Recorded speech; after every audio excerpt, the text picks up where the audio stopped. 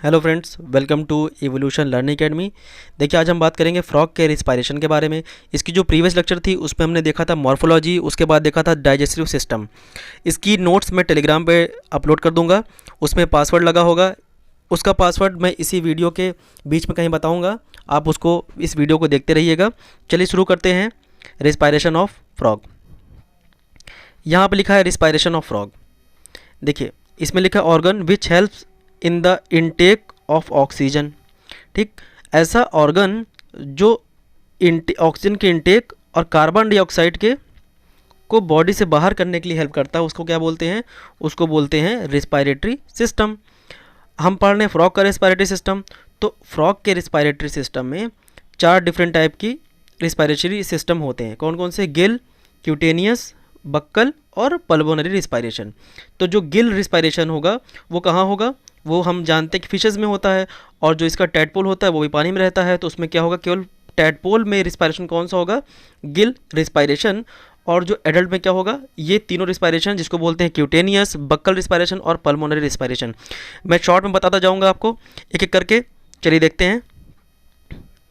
देखिए, इसमें लिखा है cutaneous respiration. The skin of frog is an important organ of respiration. ये फ्रॉग में बहुत ही इंपॉर्टेंट रोल प्ले करता है। कौन?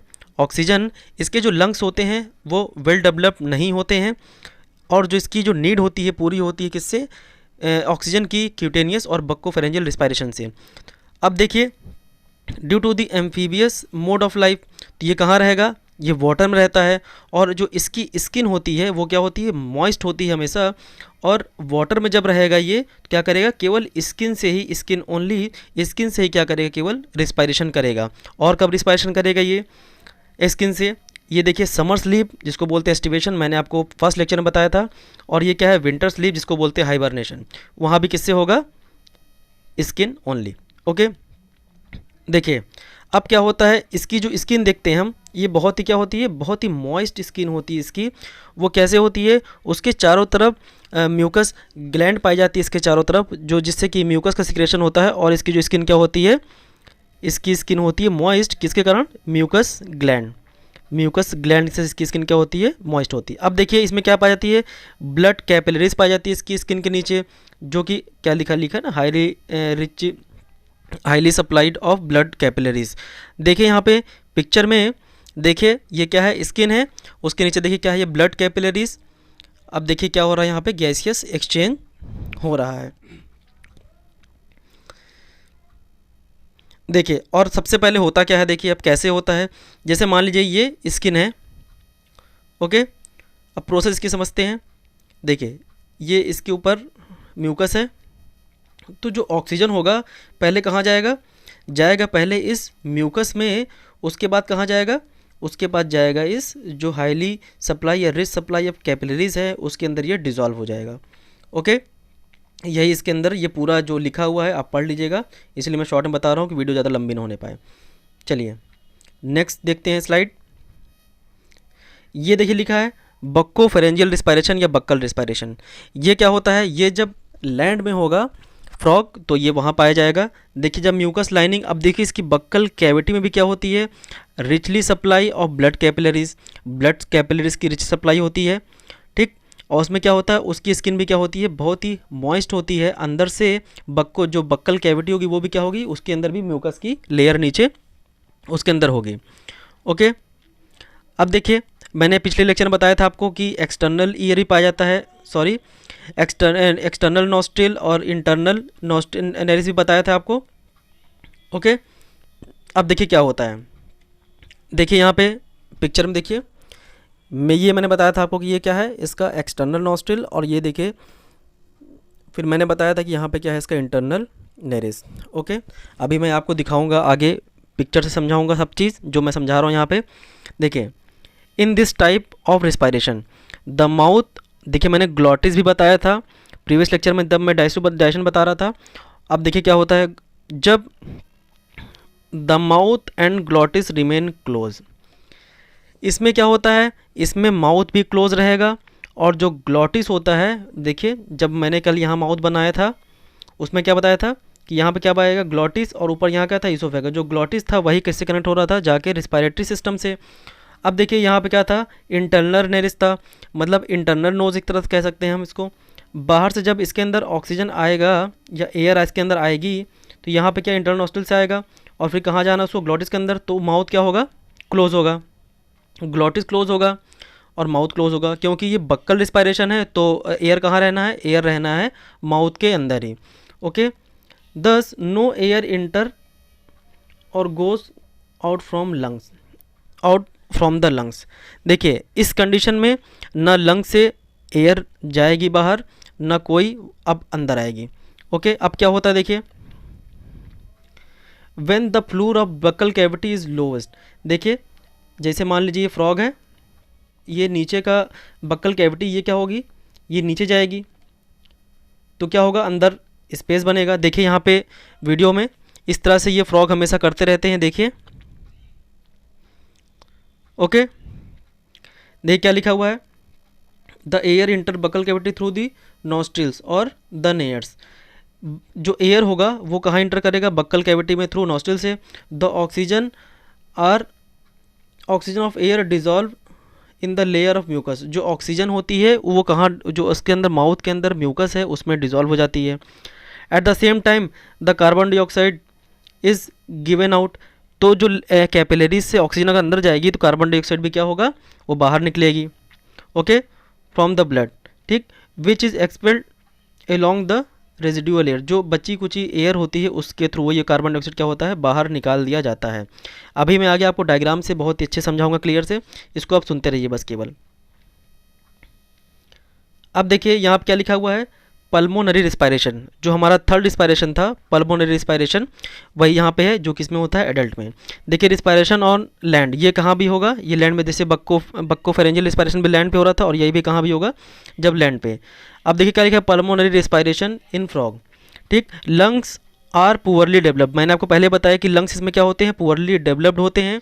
अब इसमें क्या होगा, ऑर्गन ऑफ रिस्पायरेशन। रिस्पायरेशन में कौन कौन सी ऑर्गन इसमें हेल्प करते हैं, देखिए the organ of aerial respiration are the pair of lungs. ये देखिए यहाँ पे ये लंग्स मैं देखता हूँ तो यहाँ पे क्या है, ओवल शेप के दो लंग्स इसके अंदर पाए जाते हैं फ्रॉग के, ठीक। अब देखिए क्या लिखा है, the lungs are not only the organ of respiration but are also hydrostatic organ. Okay, जैसे इसको अब पानी के अंदर अगर स्टैटिक अवस्था में रहना है तो ये जो लंग्स होता है इसको मदद कर। देखिए पानी में कभी मेढक आप तैरते हुए देखे होंगे, एक ही जगह रुका रहता है अपना सर बाहर निकाल के, तो वो क्या है, हाइड्रोस्टैटिक ऑर्गन भी एक तरह से ये काम करता है।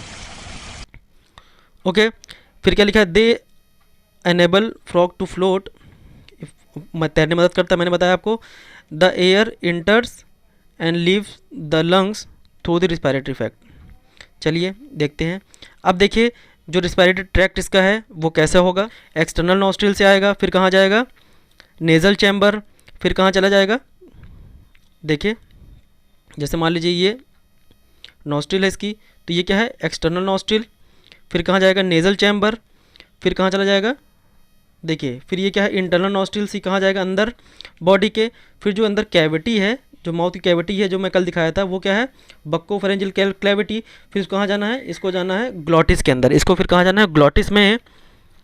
ओके, इसके बाद कहाँ पहुँचेगा ये, लैरिंग्स में, जिसको बोलते हैं ट्रैकियल चैम्बर में जाएगा, लैरिंगो ट्रैकियल चैम्बर में जाएगा। And a pair of bronchi, फिर ब्रोंकाई में पहुँचेगा, फिर आप जानते हैं कि कहाँ पहुँचेगा, लास्ट में लंग्स में पहुँचेगा। देखिए अब ये जब मैंने बताया ये कहाँ पहुँचेगा, लैरिंग्स में। आप जानते हैं कि लैरिंग्स में ही वॉइस बॉक्स होता है, जो मेढक टर टर करता है वो इसी लैरिंग्स के अंदर जो लगे थे वाटर वोकल कॉर्ड उससे ही करता है। देखिए आगे दिखाऊंगा आपको। देखिए अब ये यहाँ पे आता है इंपॉर्टेंट क्वेश्चन जो कि एग्जाम में आया हुआ है। देखिए larynx is small sac whose wall is supported by arytenoid. जो ये कार्टिलेज पूछा गया है, कौन सी कार्टिलेज से ये सपोर्ट किया कराता है, लैरिंग्स सपोर्ट होता है लैरिंग्स में कार्टिलेज का, वो क्या है, एरिटेनॉइड। ये एग्जाम में क्वेश्चन आया हुआ है। और क्या लिखा हुआ है, क्रिनॉइड कार्टिलेज। ओके, अब देखिए ये एग्जाम में क्वेश्चन आया हुआ इसलिए मैंने बताया आपको। ये क्या लिखा हुआ है, arytenoid cartilage are the pair of semi lunar wall. क्या लिखा है, the arytenoid cartilage are a pair of semi lunar wall. ये क्या है, सेमी लूनार वॉल है पेयर का, ठीक, which rest upon the cricoid, जो कि क्रिनॉइड के ऊपर पाया जाता है। क्रिनॉइड अभी मैं दिखाऊंगा आपको आगे पिक्चर में, ठीक है। They afford attachment to muscles by which glottis may be open और क्लोज। इसी की मदद से जो ग्लॉटिस होता है वो क्या होता है, क्लोज और ओपन होता है। Okay, the true sound produce organ are the pair of elastic band vocal cord. मैंने बताया जो वोकल कॉर्ड होता है उसके प्रेजेंट होता है, वही क्या है, वही है उसका वॉइस बॉक्स, जिससे कि वो वॉइस निकालता है, अपना जो ट्रू वॉइस होती है उसकी वाइब्रेशन होगा, और वाइब्रेशन से क्या प्रोड्यूस होगा, साउंड प्रोड्यूस होगा। ओके, देखिए अब क्या लिखा है, the vocal apparatus of male larger than the female. क्योंकि हम देखते हैं कि जो फ्रॉग होता है जिसके नीचे आपने वोकल सैक देखा होगा, वही क्या होता है, वो केवल मेल में पाया जाता है। इसीलिए इसका जो लिखा हुआ यहाँ पे वोकल अपरेटस क्या होता है, वेल डेवलप होता है, और मेढक जो मेल होता है वही ज़्यादा बोलता है। आप देखे होंगे बरसात में। देखिए ग्लॉटिस, आपको पता है ग्लॉटिस, उसके अंदर कौन सा चैम्बर मैंने बताया था, पहले क्या था, एक्सटर्नल नॉस्ट्रिल, फिर इंटरनल एरिस, फिर नेजल चैम्बर था, फिर इंटरनल एरिस था, फिर उसके बाद कहाँ जाता था, ये ग्लॉटिस। ग्लॉटिस बाद कहाँ पहुँचता था, लेरिंगो ट्रैकियल चैम्बर में। ओके, उसके बाद क्या था यहाँ पे, ब्रोंकाई, मैंने बताया 2 ब्रोंकाई। उसके बाद क्या था यहाँ पे, लंग्स। उसके बाद क्या था यहाँ पे, लंग्स। ओके, यहाँ पे एरिटेनॉइड, ये एग्ज़ाम में पूछा गया है इस कार्टिलेज के बारे में। ये कहाँ पाया जा रहा है, लैरिंग्स में। ओके, अब देखिए जो आवाज़ आती है, जो वॉइस होती है, किससे होती है, वोकल कॉर्ड। ये देखिए वोकल कॉर्ड, ठीक। अब इसमें क्या लिखा है, cavity of laryngo tracheal chamber. तो उसके अंदर फिर एयर कहाँ जाती थी, इस ट्रैकियल के अंदर, फिर कहाँ जाएगी, ब्रोंकाई, फिर कहाँ जाएगी, लंग्स में। ओके, ये डायग्राम है इसका। अब देखिए क्या लिखा है, मैकेनिज्म ऑफ पल्मोनरी रिस्पायरेशन।